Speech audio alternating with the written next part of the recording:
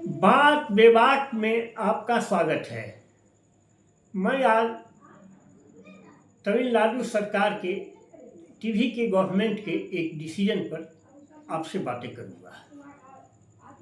आपको ज्ञात है कि न्यू एजुकेशन पॉलिसी में ट्राई लैंग्वेज फार्मूला केंद्र की ओर से सुझाया गया है, जिसमें एक लोकल लैंग्वेज, एक नेशनल लैंग्वेज हिंदी और एक फॉरेन लैंग्वेज। यानी फॉरेन लैंग्वेज में हर जगह हिंदुस्तान में इंग्लिश ही चलता है।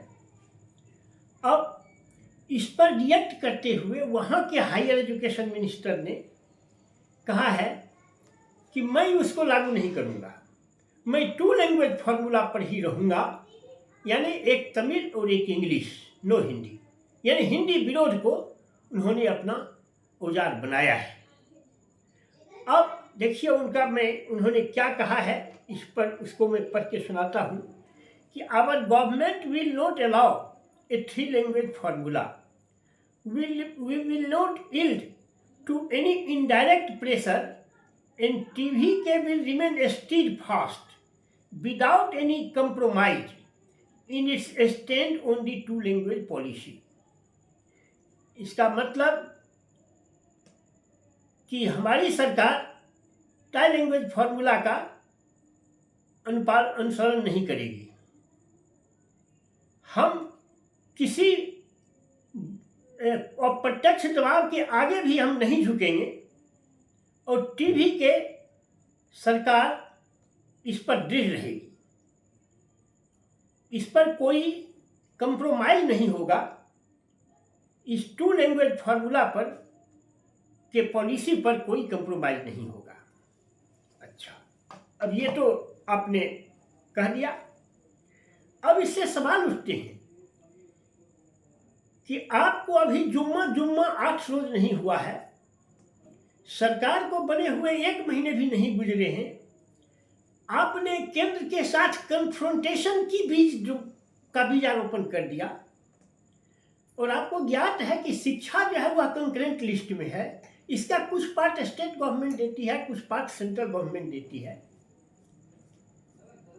तो अगर उसके ट्राई लैंग्वेज फार्मूला को नहीं लागू कीजिएगा और उसने फंड को रोक दिया तो आप चिल्लाएंगे कि फेडरलिज्म पर आघात हो रहा है। आप केंद्र के आदेश को नहीं मान रहे हैं या फेडरलिज्म की पर आघात नहीं है, लेकिन अगर केंद्र रोक दिया तो यह फेडरलिज्म पर आघात है। क्यों नहीं करेगा? आप स्टेट गवर्नमेंट हैं। आप जब केंद्र सरकार के डायरेक्शन को डिसोबे कर सकते हैं तो आप किस खेत के मूली हैं? आपके ऐसा तो 10 गो 12 गो स्टेट सेंटर में समा जाएगा। इस पर आप ध्यान दीजिए, पहली बात।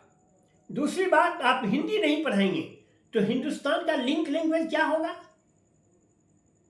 क्या तमिलनाडु के लोग जो केवल तमिल और इंग्लिश पढ़ेंगे क्या तमिलनाडु में नौकरी करेंगे?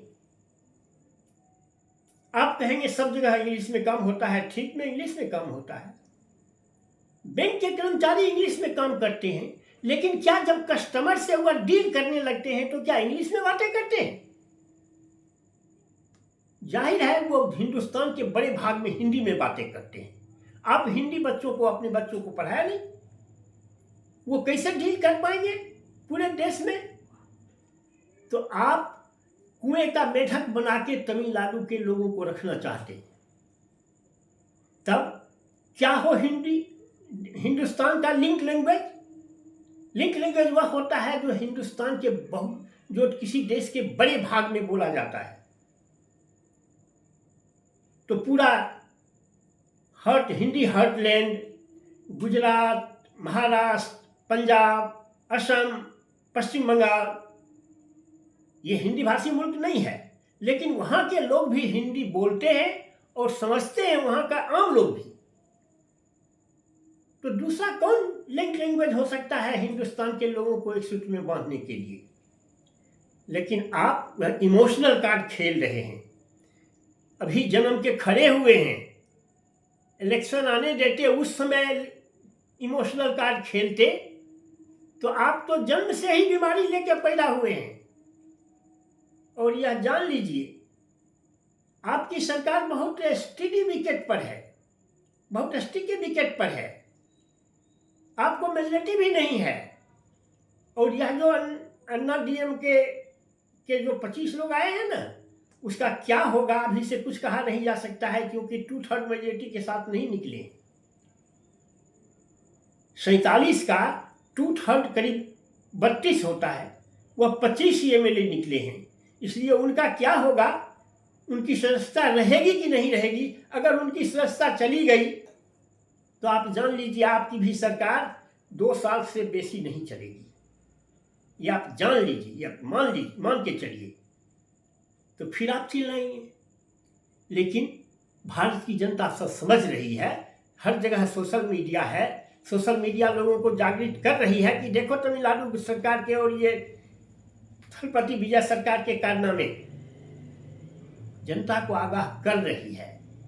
इसलिए ये सब पॉलिसी छोड़िए, हिंदी विरोध छोड़िए, एक नेशनल लैंग्वेज प्रत्येक तमिलनाडु की जनता को, तमिलनाडु के विद्यार्थियों को पढ़ाइए, जिससे कि पूरे हिंदुस्तान में वह इंग्लिश पढ़ के तो वह पूरे दुनिया में संवाद कर सकता है, लेकिन हिंदी पढ़ के पूरे हिंदुस्तान में संवाद कर सकता है। इंग्लिश पढ़ के पूरे हिंदुस्तान में संवाद नहीं कर सकता है।